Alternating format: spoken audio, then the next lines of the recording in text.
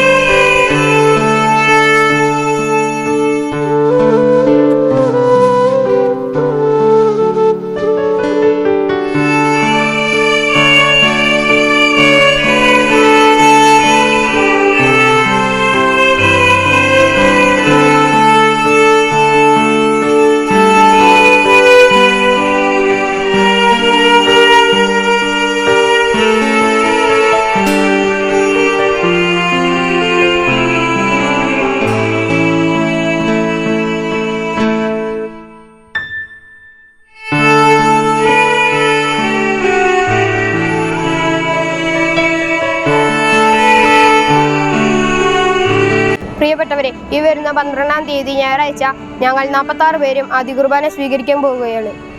ഈ ധന്യ മുഹൂർത്തത്തിൽ എല്ലാവരെയും സന്തോഷപൂർവ്വം സ്വാഗതം ചെയ്യുന്നു. എല്ലാവരും ഞങ്ങൾക്ക് വേണ്ടി പ്രാർത്ഥിക്കണേ.